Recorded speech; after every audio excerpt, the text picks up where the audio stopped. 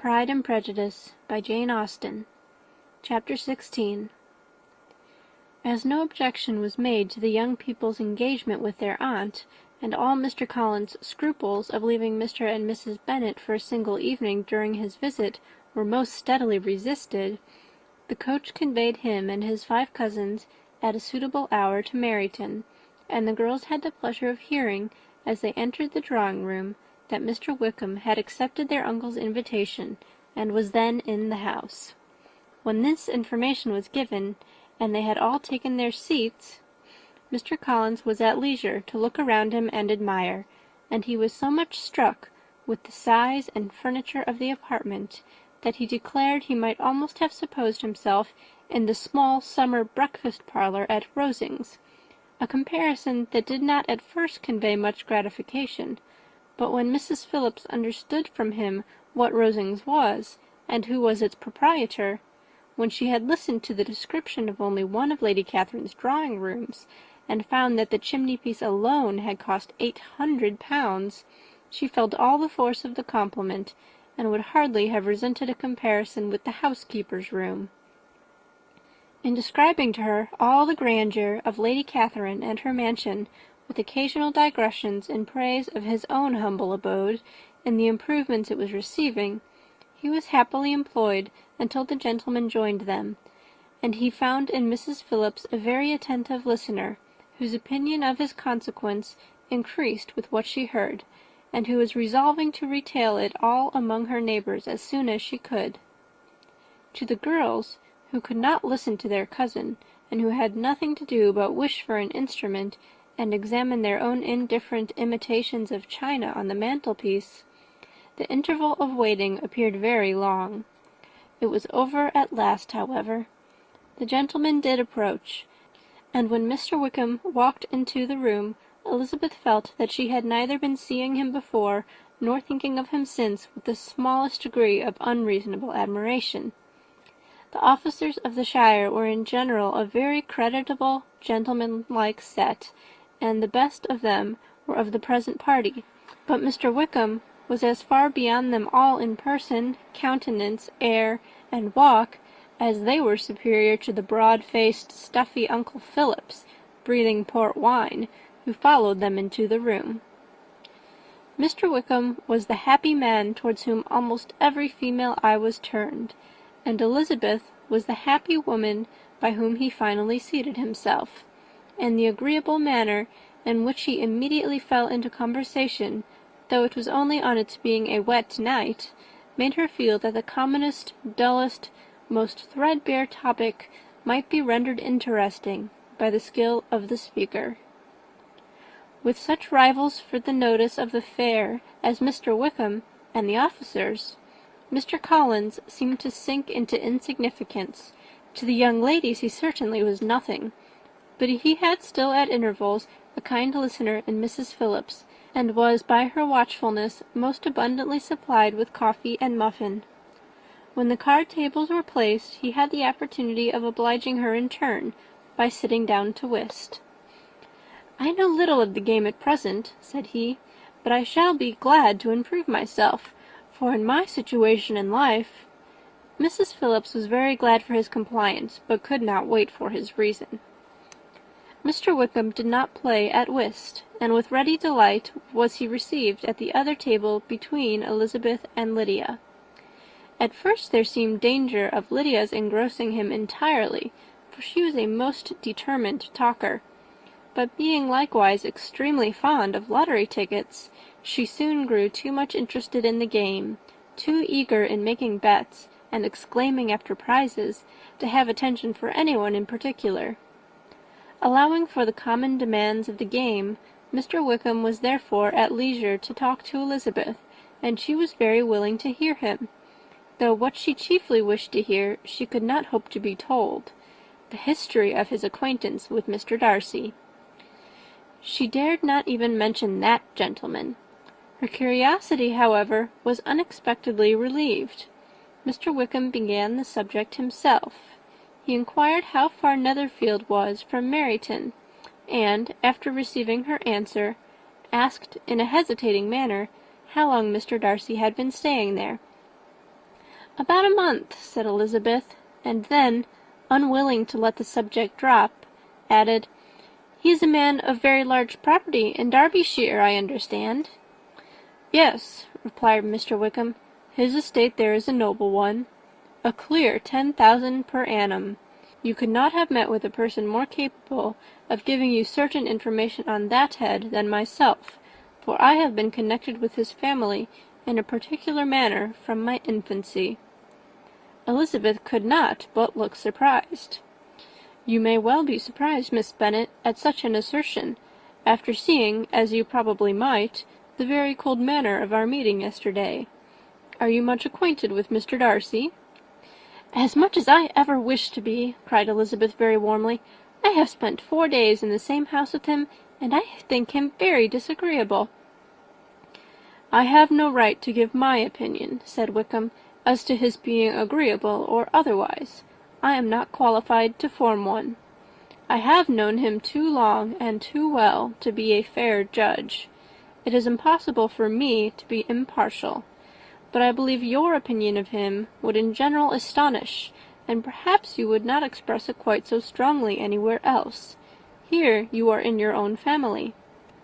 "Upon my word, I say no more here than I might say in any house in the neighbourhood, except Netherfield. He is not at all liked in Hertfordshire. Everybody is disgusted with his pride. You will not find him more favourably spoken of by any one." "I cannot pretend to be sorry," said Wickham, after a short interruption, "that he, or that any man, should not be estimated beyond their deserts, but with him I believe it does not often happen. The world is blinded by his fortune and consequence, or frightened by his high and imposing manners, and sees him only as he chooses to be seen." "I should take him, even on my slight acquaintance, to be an ill-tempered man." Wickham only shook his head.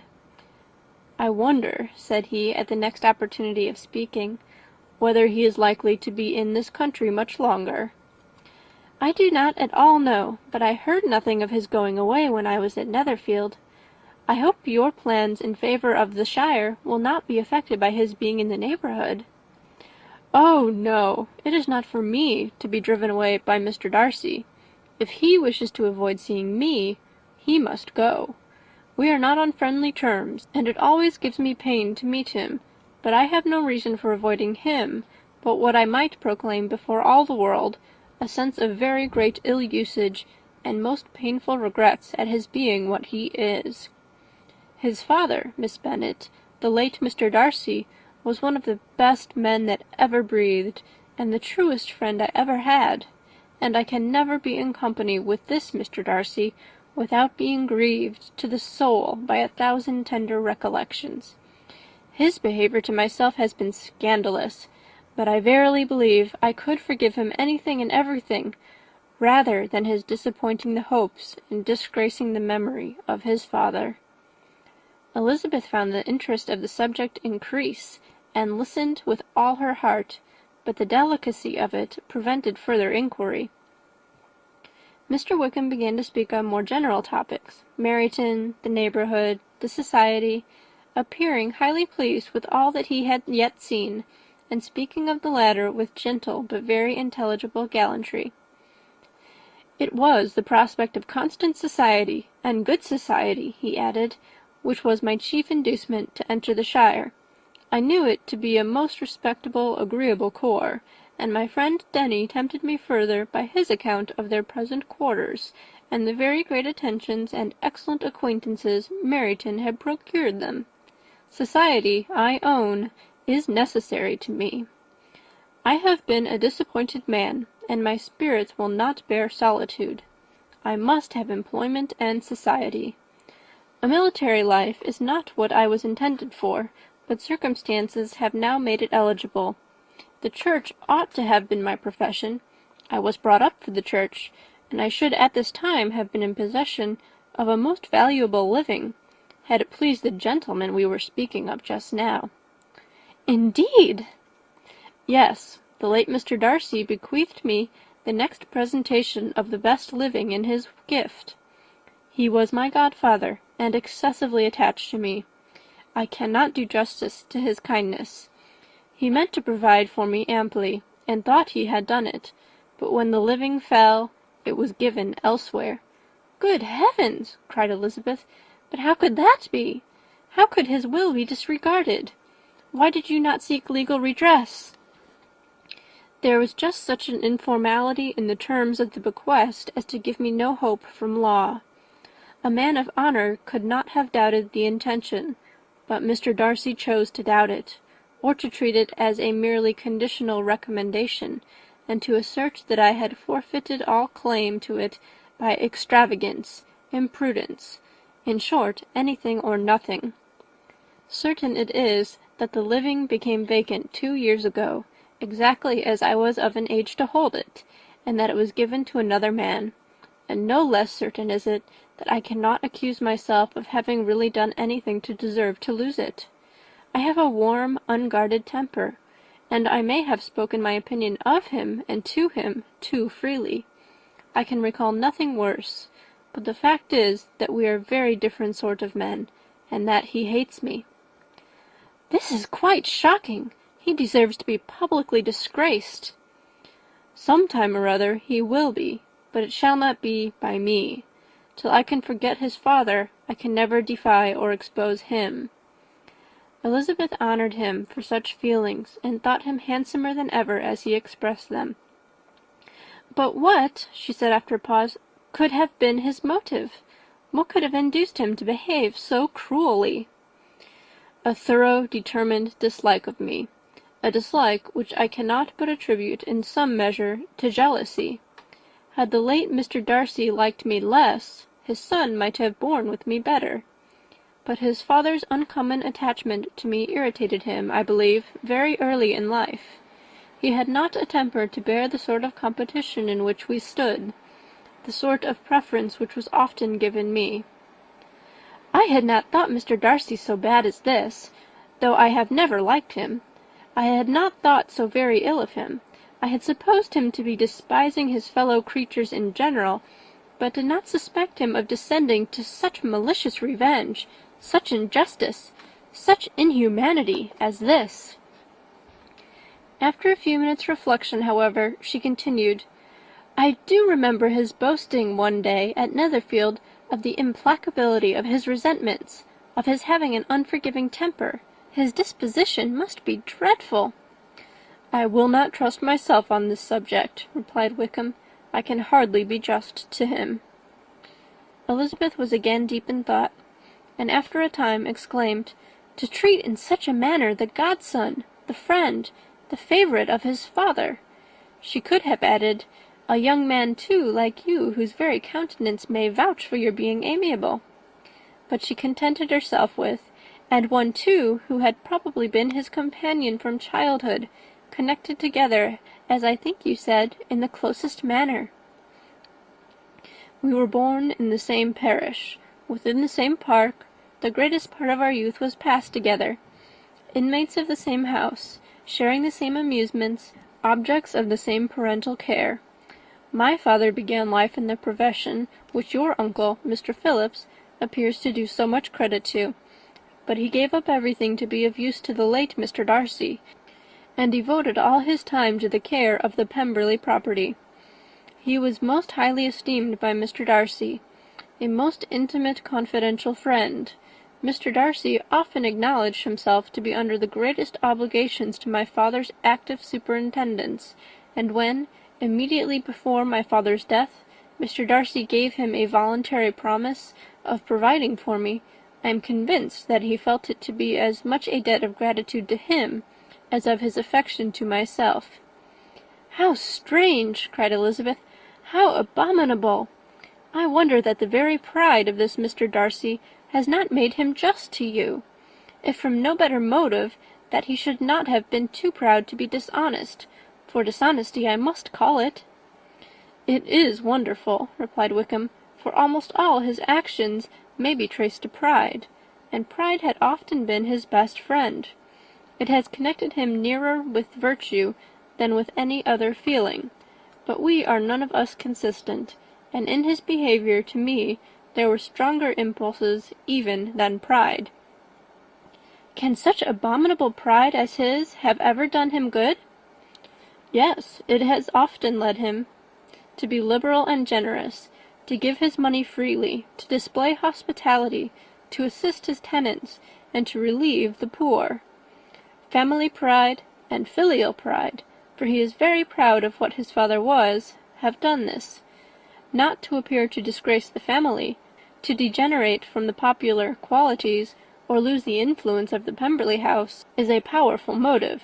He has also brotherly pride, which, with some brotherly affection, makes him a very kind and careful guardian of his sister, and you will hear him generally cried up as the most attentive and best of brothers. What sort of girl is Miss Darcy? He shook his head. I wish I could call her amiable. It gives me pain to speak ill of a Darcy, but she is too much like her brother, very, very proud. As a child she was affectionate and pleasing, and extremely fond of me, and I have devoted hours and hours to her amusement, but she is nothing to me now. She is a handsome girl, about 15 or 16, and, I understand, highly accomplished. Since her father's death her home has been London, where a lady lives with her, and superintends her education.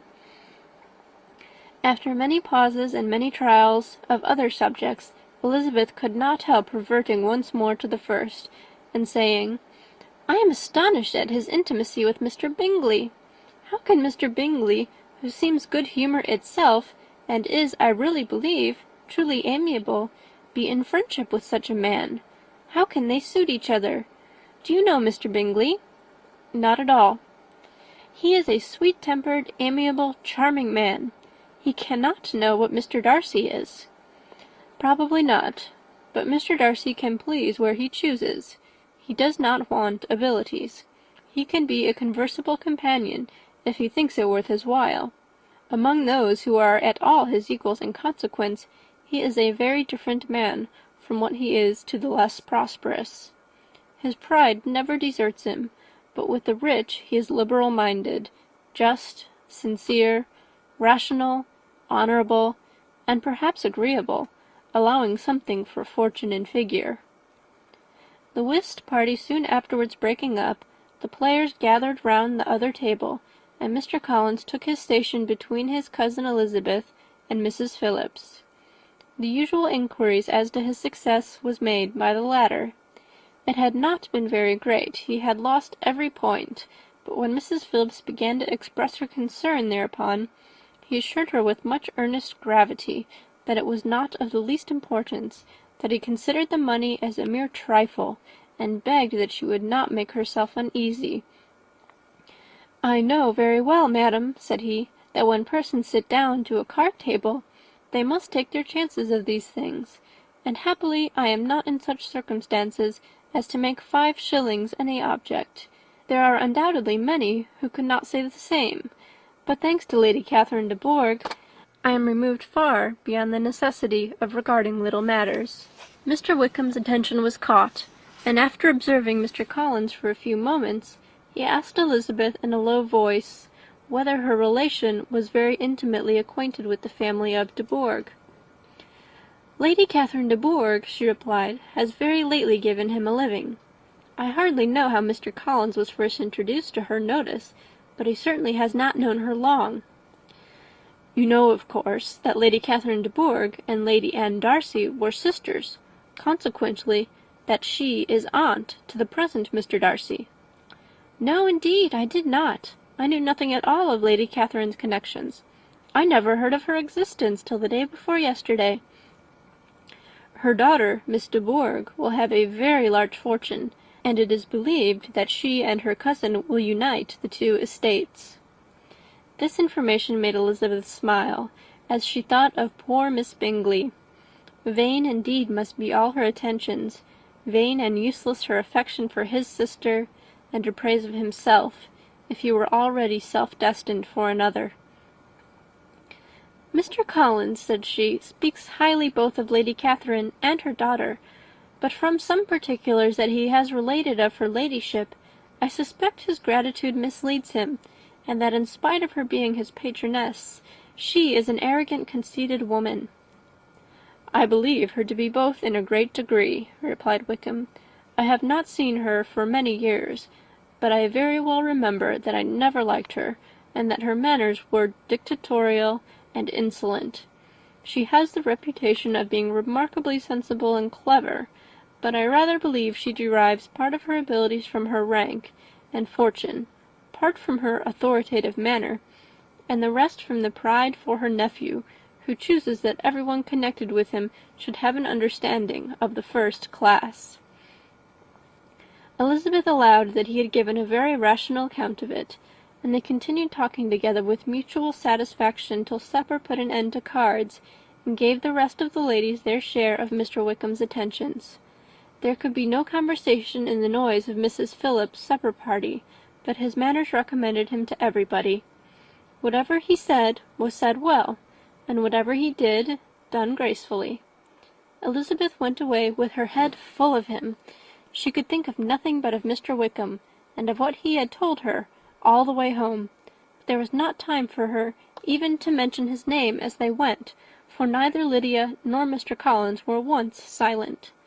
Lydia talked incessantly of lottery tickets, of the fish she had lost and the fish she had won, and Mr. Collins, in describing the civility of Mr. and Mrs. Phillips, protesting that he did not in the least regard his losses at whist, enumerating all the dishes at supper, and repeatedly fearing that he crowded his cousins, had more to say than he could well manage before the carriage stopped at Longbourn House. End of Chapter 16. Chapter 17. Elizabeth related to Jane the next day what had passed between Mr. Wickham and herself. Jane listened with astonishment and concern. She knew not how to believe that Mr. Darcy could be so unworthy of Mr. Bingley's regard, and yet it was not in her nature to question the veracity of a young man of such amiable appearance as Wickham. The possibility of his having endured such unkindness was enough to interest all her tender feelings, and nothing remained therefore to be done but to think well of them both, to defend the conduct of each, and throw into the account of accident or mistake whatever could not be otherwise explained. "They have both," said she, "been deceived, I dare say, in some way or other, of which we can form no idea. Interested people have perhaps misrepresented each to the other. It is, in short, impossible for us to conjecture the causes or circumstances which may have alienated them, without actual blame on either side." "Very true indeed. And now, my Jane, what have you got to say on behalf of the interested people who have probably been concerned in the business? Do clear them too, or we shall be obliged to think ill of somebody." "Laugh as much as you choose, but you will not laugh me out of my opinion. My dearest Lizzie, do but consider in what a disgraceful light it places Mr. Darcy, to be treating his father's favourite in such a manner, one whom his father had promised to provide for. It is impossible. No man of common humanity, no man who had any value for his character, could be capable of it. Can his most intimate friends be so excessively deceived in him? Oh, no! I can much more easily believe Mr. Bingley's being imposed on, than that Mr. Wickham should invent such a history of himself as he gave me last night. Names, facts, everything mentioned without ceremony. If it be not so, let Mr. Darcy contradict it. Besides, there was truth in his looks. It is difficult indeed. It is distressing. One does not know what to think." "I beg your pardon, one knows exactly what to think." But Jane could think with certainty on only one point, that Mr. Bingley, if he had been imposed on, would have much to suffer when the affair became public. The two young ladies were summoned from the shrubbery where this conversation passed by the arrival of the very persons of whom they had been speaking. Mr. Bingley and his sisters came to give their personal invitation for the long-expected ball at Netherfield, which was fixed for the following Tuesday. The two ladies were delighted to see their dear friend again, calling it an age since they had met, and repeatedly asking what she had been doing with herself since their separation. To the rest of the family they paid little attention, avoiding Mrs. Bennet as much as possible, saying not much to Elizabeth, and nothing at all to the others. They were soon gone again, rising from their seats with an activity which took their brother by surprise, and hurrying off as if eager to escape from Mrs. Bennet's civilities. The prospect of the Netherfield ball was extremely agreeable to every female of the family. Mrs. Bennet chose to consider it as given in compliment to her eldest daughter, and was particularly flattered by receiving the invitation from Mr. Bingley himself, instead of a ceremonious card. Jane pictured to herself a happy evening in the society of her two friends and the attentions of their brother, and Elizabeth thought with pleasure of dancing a great deal with Mr. Wickham, and of seeing a confirmation of everything in Mr. Darcy's look and behaviour. The happiness anticipated by Catherine and Lydia depended less on any single event or any particular person, for though they each, like Elizabeth, meant to dance half the evening with Mr. Wickham, he was by no means the only partner who could satisfy them, and a ball was at any rate a ball, and even Mary could assure her family that she had no disinclination for it. "While I can have my mornings to myself," said she, "it is enough. I think it is no sacrifice to join occasionally in evening engagements. Society has claims on us all, and I profess myself one of those who consider intervals of recreation and amusement as desirable for everybody." Elizabeth's spirits were so high on this occasion that though she did not often speak unnecessarily to Mr. Collins, she could not help but asking him whether he intended to accept Mr. Bingley's invitation, and if he did, whether he would think it proper to join in the evening's amusement, and she was rather surprised to find that he entertained no scruple whatever on that head, and was very far from dreading a rebuke either from the Archbishop or Lady Catherine de Bourgh by venturing to dance. "I am by no means of the opinion, I assure you," said he, "that a ball of this kind, given by a young man of character to respectable people, can have any evil tendency, and I am so far from objecting to dancing myself, that I shall hope to be honoured with the hands of all my fair cousins in the course of the evening, and I take this opportunity of soliciting yours, Miss Elizabeth, for the first 2 dances especially, a preference which I trust my cousin Jane will attribute to the right cause, and not to any disrespect for her." Elizabeth felt herself completely taken in. She had fully proposed being engaged by Mr. Wickham for those very dances, and to have Mr. Collins instead, her liveliness had never been worse timed. There was no help for it, however. Mr. Wickham's happiness and her own were perforce delayed a little longer, and Mr. Collins' proposal accepted with as good a grace as she could. She was not the better pleased with his gallantry from the idea it suggested of something more. It now first struck her that she was selected from among her sisters as worthy of being mistress of Hunsford Parsonage, and of assisting to form a quadrille table at Rosings, in the absence of more eligible visitors. The idea soon reached to conviction, as she observed his increasing civilities toward herself, and heard his frequent attempt at a compliment on her wit and vivacity. And though more astonished than gratified herself by this effect of her charms, it was not long before her mother gave her to understand that the probability of their marriage was extremely agreeable to her. Elizabeth, however, did not choose to take the hint, being well aware that a serious dispute must be the consequence of any reply. Mr. Collins might never make the offer, and till he did, it was useless to quarrel about him. If there had not been a Netherfield ball to prepare for and talk of, the younger Miss Bennets would have been in a very pitiable state at this time, for from the day of the invitation to the day of the ball there was such a succession of rain as prevented their walking to Meryton once. No aunt, no officers, no news could be sought after. The very shoe roses for Netherfield were got by proxy. Even Elizabeth might have found some trial of her patience in weather which totally suspended the improvement of her acquaintance with Mr. Wickham, and nothing less than a dance on Tuesday could have made such a Friday, Saturday, Sunday, and Monday endurable to Kitty and Lydia. End of chapter 17.